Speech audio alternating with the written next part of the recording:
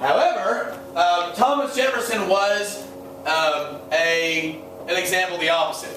Has anyone ever been to Monticello before? It's crazy, right? The architecture is amazing, and he was seen as one of the first great architects in America. Have you guys been to UVA's campus, Virginia's campus? He designed UVA. In fact, have you ever been on a college campus and there's like quads? Right, like, let's go streaking in the quad, right? Jefferson came up with the idea of the quad in America. In fact, if you go to UVA, which is a great school, one of the best public schools in the country, you can live, if you're a senior with a high enough GPA, you can live in his original quad in the dorms that Jefferson actually had built. Where is this again? At UVA. Yeah, I've been in one of the dorms before. A guy I knew was there. A friend of mine was a JAG officer, right? He was being trained at UVA's Law Center, and he knew a guy. We got to see it. Obviously it's been retrofitted. You can have like cable, right, and like internet, but it still has like every room is pretty small and it has like a little stove, like a little fireplace. Has a fireplace, right? I didn't know what was that. Has a fireplace. And he is the first real architectural genius in American history. So the Second Great Awakening is not just bringing about social change, but obviously brings political change. It's also transforming our lives, right? Isn't part of social change, like when women start to get rights, aren't we going to write about it? Right? Aren't we going to write about abolition? Alright, so let's talk about some more artistic achievements. Stuart and Peele are artists.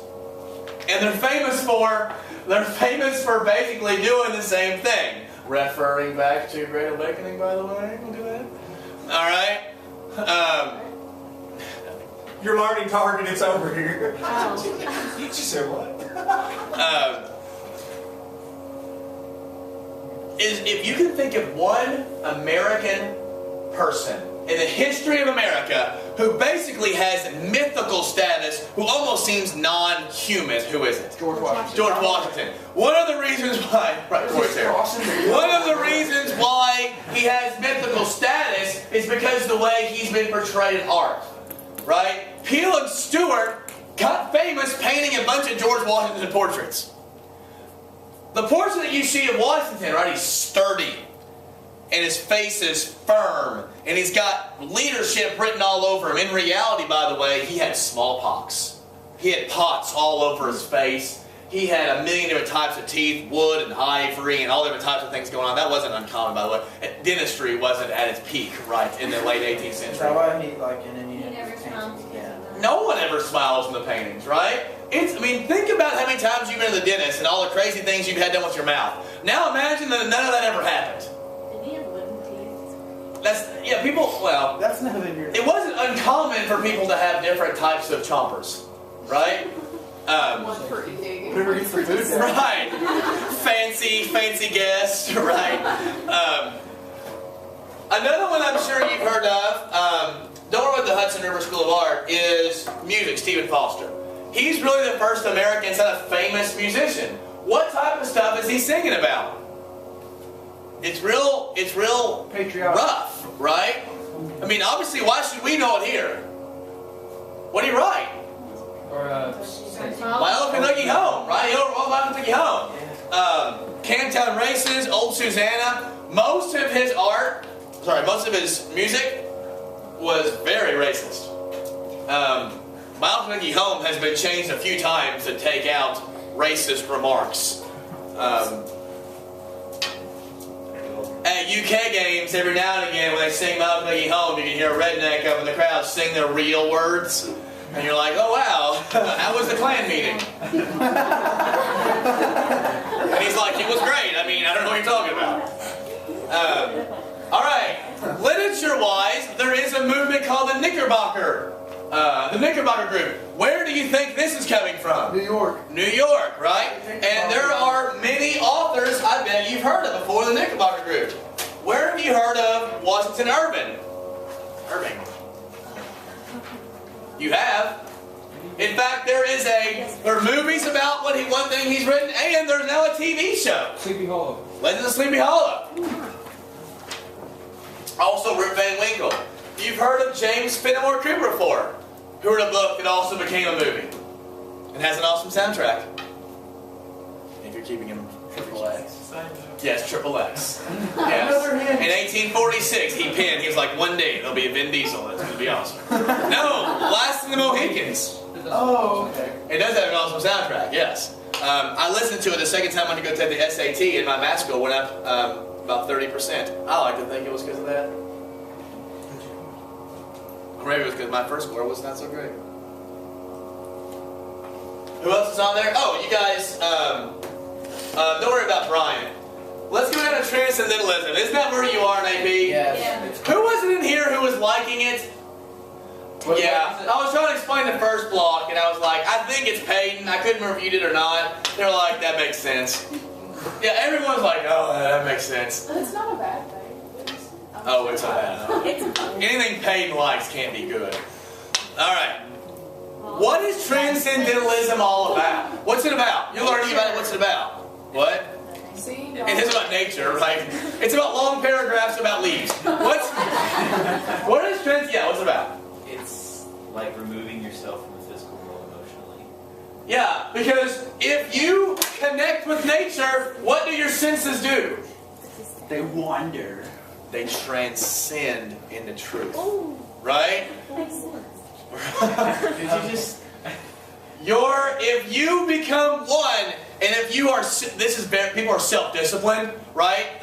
People are very individualistic, these transcendentalists are. And if you sit with nature, and if you become so in contact with your senses, you can transcend your environment and reach truth. Which is why, have you guys you've read some Thoreau? I don't know, he's a genius. You want to use the woods too. He went up to the woods to live more deliberately, right? And if you read his writing, he definitely lived more deliberately. I can honestly say that's the only thing in AP English that I've actually read and understood the first time I read it. Well, that's good then. That's ironic that you're understanding transcendentalism but not understanding other stuff, but whatever works for you, Brenda. So, who are some of our transcendentalist authors? Obviously, Emerson's one of them, right? Ralph Waldo Emerson is one of them. Do what? And obviously Thoreau. These are our two big names in terms of authors who are writing books. What's Thoreau's most important work? Walden, right? He also wrote On Civil Disobedience. By the way, guess who was reading his civil disobedience essays? His name rhymes with Schmondi. Gandhi. Right. Good. What Gandhi is doing is taking Thoreau's blueprint of nonviolent resistance. And then who is looking at how Gandhi's getting it done? Martin Luther King. Right. Rhymes with Martin Luther Sming. So the modern civil rights movement's blueprint was written during this era. You attain truth through transcending what we know now. In fact, if you take upper level psychology, you actually have psychologists who begin to quantify morality. Obviously, quantifying morality isn't going to be an exam. But there literally is quantifying morality, and how a person behaves and acts and thinks can be quantified in morality. Here's what I mean by that. There are many people who see the world in black and white, right and wrong, right? Here's a rule, you break it, you're bad. There are other people who might say, yeah, that rule is man-made. So if I break this rule, like if my daughter needs to have, have you ever seen, what's that movie Denzel Washington where he broke in the hospital and forced people to give his kid? John Q. Yeah, you ever seen John Q? His kid's dying and he has to get a surgery for his kid. He breaks into a hospital and holds people hostage. Is that moral or is that not moral? You might say, listen, at this point, letting a child die because of health insurance reasons is ridiculous. Somebody who sees the world in a very static way might say, whoa, whoa, there's laws, you don't point guns at people. But he might say, this is a child's life who has done nothing wrong and we can fix the problem. We're choosing not to for a ridiculous reason. You see what I'm saying? The highest level of morality is a 7. And very few people in history have ever seen a 7. These are people like King and Gandhi and Jesus. People who have taken morality and changed the way that history sees morality. whether you're Christian or not Christian, Jesus changed the way people see people, right? Gandhi changed the way we see each other. Does this make sense? He transcended morality and changed the nature of morality. At its height, this is what transcendentalism can do. Does this make sense? Whitman is a poet of this time, maybe the greatest American poet. You've read Oh Captain, My Captain. Who's that about? It's about Abe Lincoln, right? What is different, by the way, about Walt Whitman?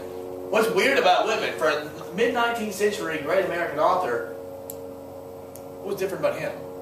He was openly gay. Walt Whitman was openly gay. Miss Ray, and I would always tell the students this, and she would get really mad about it. He was openly gay. In fact, his longest and greatest work is called Leaves of Grass. If you want to read it, I have it at home. If you read Leaves of Grass, which is essentially 250 pages of basically one poem, it's kind of tedious, but it's clear. America was in a place where they were reading this guy. That kind of means something. All right? Longfellow, have you guys read Longfellow yet? Paul Revere's Ride, Miles Standish, she's another American. Where are most of these poets from? What part of the country do you think? Northeast. Why does it make sense that most of our artists are coming from the Northeast? They don't have to worry about it, dying. Yeah, because they live in a place that has more education, right? And so the basic needs of society have been met, and therefore things like art, literature, poetry can be exercised. On the frontier, again, you're like, well, that buffalo's charging at me, I could probably shoot it, or I could paint it, right? You got different problems. Okay. Let's talk about now, Americans are also going to dive into the idea of, right, so we're having all this morality stuff coming out of Second Great Awakening, right? Women's rights, temperance, education. But now people are going to start questioning the dark side of the human spirit. And there are two people who do that. One, you've read in AP English, Hawthorne, right? What was Hawthorne obsessed with? Sin. Original sin, right? Sin and original sin, the Puritan obsession with this. Why does it make sense that during the Second Great Awakening, you have people who are obsessed with Puritan ideology? It's a religious. Because isn't the Second Great Awakening making the earth better? Isn't that kind of a Puritan idea? So Hawthorne is doing this, and obviously West, who is our greatest American author who is looking at the dark side? Edgar Allan Poe. Again, Genius. if you love football, what's the only team in America named after a poem? The Ravens. Where was Poe from? Baltimore. What was the original Baltimore football team? The Colts. Why were they called the Colts? Because they couldn't have the Browns. Because the Preakness is there, right? Huge horse industry in Maryland. Right? The Triple Crown has the Preakness, or the Derby, the Preakness, and the Belmont. Preakness is in Baltimore. Do what? Because the Colts moved in the middle of the night one night. And they got Oh, yeah. Not the Browns. Yeah. Okay. Alright. Who's Herman Melville? What did he write? No, that was, that's Hemingway. It's okay. We're not gonna... No firing squad. Game over. There is a book that was written where it's an allegory. Many of them are. This allegory is about a man overcoming a great evil who is powerful and hungry and vicious and aggressive and a whale. Oh yeah. And a whale. And he's a whale. The whale represents something, not just whale. Right?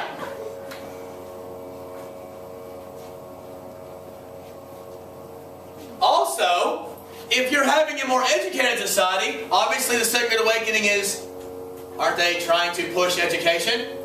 As you have a more educated society, doesn't it make sense to have more authors? Because there's going to be a higher demand for this. There's also going to be a higher demand for journalism, for newspapers.